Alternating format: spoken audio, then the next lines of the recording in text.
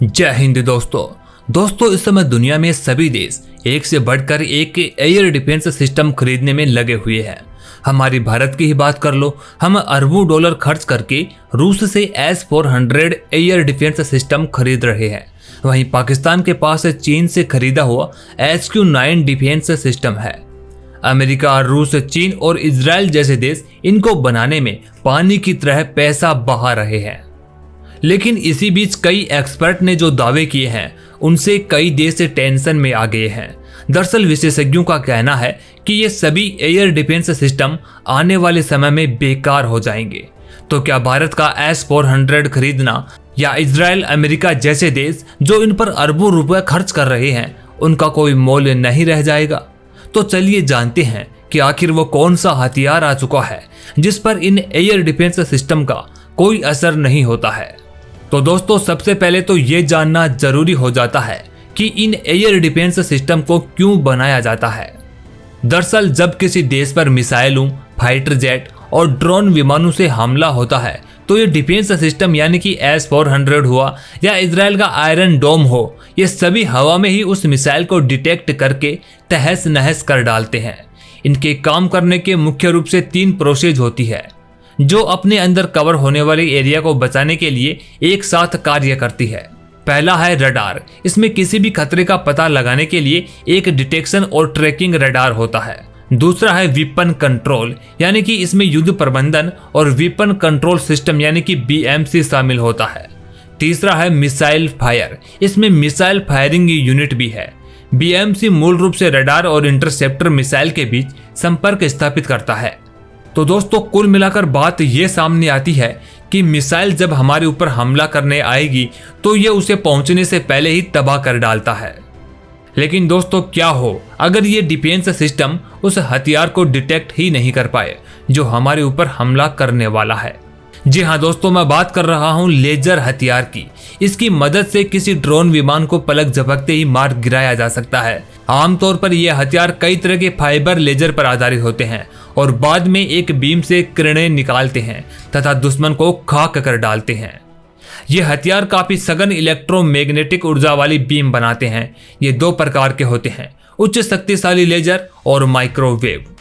दोस्तों लेजर हथियारों के मामले में अब तक अमेरिका का ज्यादा दबदबा रहा है, लेकिन अब इजराइल, रूस और चीन भी तेजी से इस आदर्श हथियार को बनाने पर अपना फोकस ज्यादा से ज्यादा लगा रहे हैं।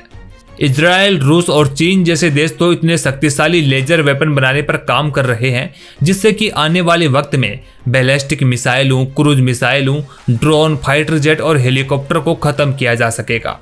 तो दोस्तों सोचने वाली बात तो यही आती है कि इन लेजर हथियारों को रोकने में क्या ये एयर डिफेंस सिस्टम कामयाब हो पाएंगे? दोस्तों दुनिया में लेजर हथियारों की बात करें तो सबसे पहले अमेरिका ने डायरेक्टेड एनर्जी वेपन पर काम करना शुरू किया था और इसका नतीजा यह रहा कि अमेरिका लेजर हथियारों के क्षेत्र में काफी आगे निकल गया। लेकिन अब तो कई देश लेजर हथियारों का प्रोटोटाइप विकसित करने में सफल हो चुके हैं। हालांकि लेजर हथियारों की भी अपनी एक समस्या होती है। पहली तो यह है कि इन्हें ऊर्जा की बहुत ज्यादा जरूरत होती है और शुरुआती खर्चे भी बहुत ज्यादा होते हैं। एक और दिक्कत यह है कि मिसाइलें जहां अपने लक्ष्य को तुरंत बर्बाद कर देती हैं, वहीं लेजर को कुछ सेकंड के लिए लक्ष्य पर फोकस करना पड़ता है ताकि उसे नष्ट किया जा सके। वहीं अगर तूफानी रफ्तार से आ रही मिसाइलों यानी कि हाइपरसोनिक मिसाइल पर लेजर को टिकाए रखना बहुत ही चुनौतीपूर्ण कार्य होता है। दोस्तों एयर डिफेंस सिस्टम लेजर हथियारों के मामले में तो कच्चा साबित होता ही है, वहीं आज का दौर हाइपरसोनिक मिसाइल्स का भी है जो इतनी सुपर फास्ट होती हैं कि जिसका कोई तोड़ ही नहीं है। तो क्या एयर डिफेंस सिस्टम इन मिसाइलों को भेजने में कामयाब हो पाएगा? अब हाइपरसोनिक मिसाइल से ये डिफेंस सिस्टम तो मुकाबला कर नहीं सकता, तो वैज्ञानिक लेजर वेपन की ओर देख रहे हैं और लेजर वेपन भी इन डिफेंस सिस्टम के कंट्रोल में नहीं रहता है। विशेषज्ञों का कहना है कि S-400 जैसे पीछा करने वाले सिस्टम तत्काल खत्म तो नहीं होने जा रहे हैं, लेकिन उनकी मदद के लिए अब लेजर वेपन जैसे हथियार महत्वपूर्ण होते जाएंगे। यानी कि जिन हाइपरसोनिक मिसाइलों को ये एयर डिफेंस सिस्टम नहीं मिटा पा रहे थे उनके लिए लेजर वेपन विकसित किए जा रहे हैं और अब इन लेजर वेपन को ये एयर डिफेंस सिस्टम नहीं पकड़ पाएंगे। कुल मिलाकर कहा जाए तो इन एयर डिफेंस सिस्टम का ज्यादा फायदा नजर नहीं आ रहा है। दोस्तों वहीं अगर हम अलग अलग देशों के एयर डिफेंस सिस्टम की बात करें तो रूस के S-400 को इस वक्त दुनिया में सबसे अच्छा मिसाइल सिस्टम माना जाता है। वहीं इजराइल का आयरन डोम भी इस मामले में पीछे नहीं है। इजराइल ने अपनी सुरक्षा के लिए कई लेयर वाले एयर डिफेंस सिस्टम बना रखे हैं। इजराइल का आयरन डोम स्लिंग और एरो सिस्टम का इस्तेमाल करता है। आयरन डोम सिस्टम को कम दूरी के रॉकेट से बचाव के लिए बनाया गया है। इजराइल का दावा है कि आयरन डोम करीब 90% तक अपने लक्ष्य में सफल रहता है। हालांकि इस पर संदेह भी जताया जाता है। वहीं इसका खर्चा भी काफी महंगा पड़ता है। वहीं इजराइल का डेविड स्लिंग लेजर आधारित एयर डिफेंस सिस्टम भी है। इसे कम दूरी की मिसाइलों, रॉकेट और क्रूज मिसाइलों को 15 किलोमीटर ऊंचाई पर 45 से 300 किलोमीटर की दूरी पर मार गिराने के लिए डिजाइन किया गया है। आयरन डोम के विपरीत डेविड स्लिंग में कोई विस्फोटक इस्तेमाल नहीं होता है। यह बिल्कुल अमेरिका के थोर्ड सिस्टम की तरह ही अपने लक्ष्य को तबाह करता है। आयरन डोम की एक मिसाइल का खर्च जहां $50,000 का है, वहीं थोर्ड सिस्टम की एक मिसाइल पर $10 लाख का खर्च आता है।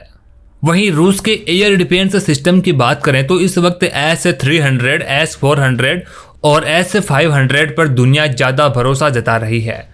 रूस लंबे समय से एयर डिफेंस सिस्टम बनाने पर काम करता आ रहा है।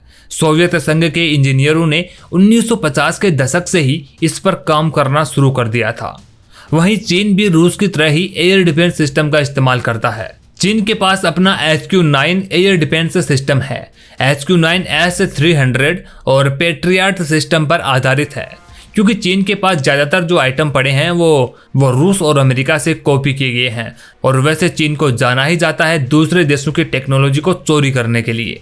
खैर दोस्तों, जिस तरह से एयर डिफेंस सिस्टम आने वाले वक्त के हथियारों को पकड़ने में कामयाब साबित नहीं हो पा रहे हैं, तो इस बारे में आपके क्या विचार हैं यह हमें कमेंट बॉक्स में जरूर बताएं। साथ ही साथ ऐसी और वीडियोज देखने के लिए देखते रहिए इंडिया 2.0।